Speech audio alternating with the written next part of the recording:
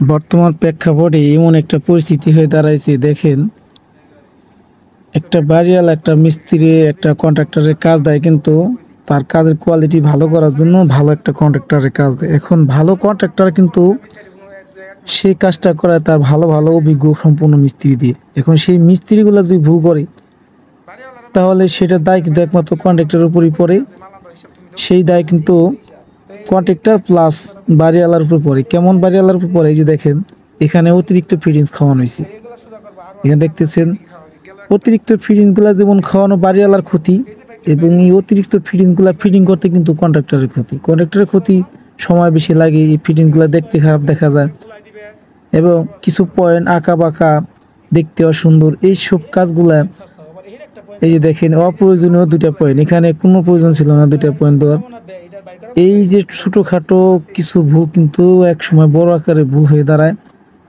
এগুলা প্রত্যেকটা মিস্ত্রি কিন্তু উচিত যে একটা কন্ট্রাক্টর যখন আপনাকে কাজটা দিবে, কাজটা বুঝাই দিবে, তা আপনি কাজটা কিন্তু নিজে মনে করে কন্ট্রাক্টরে ওইভাবেই বুঝাই দেওয়ার দায়িত্ব।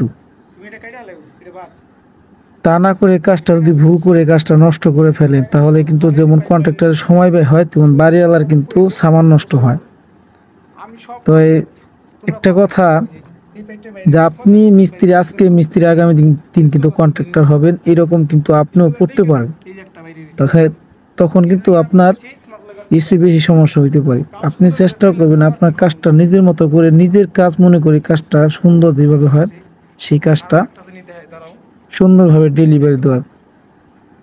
আর কন্ট্রাক্টর কিন্তু সব সময় সব সাইডে সব পরিস্থিতিতে যাইতে পারে না, দেখা গেছে বিভিন্ন ধরনের সাইড থাকতে পারে।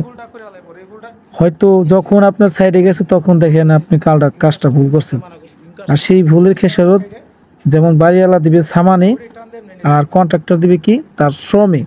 তার মানে কি, বাড়িওয়ালারও ক্ষতি করতেছেন, কন্ট্রাক্টর ক্ষতি করতেছেন, কিন্তু আপনার অজান্তে কিন্তু আপনারও ক্ষতি করতেছেন। আপনি এইভাবে হয়তো আপনার সাথে কন্ট্রাক্টরের সাথে মনোমালিন্য রাগারাগি হবে, কিন্তু পরবর্তীতে আর একটা কন্ট্রাক্টরের কাজে যখন যাবেন তখন কিন্তু আপনার এই ভুলের জন্য আপনার কর্মস্থল নাও টিকতে পারে, বা আপনি পরবর্তীতে একটা কন্ট্রাক্টর হবেন, তখন কিন্তু আপনি এইভাবেই আপনার ভুলগুলা কিন্তু আপনার আজীবন থেকে যাবে। তো রিকোয়েস্ট করে বলবো, প্রত্যেকটা মিস্ত্রি বলবো যে আপনার কাজের কোয়ালিটি সুন্দর করবেন, এবং অযথা অকারণে অহেতুক কোনো ফিটিংস নষ্ট করবেন না। তাহলে দেখবেন আপনার কাজের মানও সুন্দর হবে, এবং কি আপনার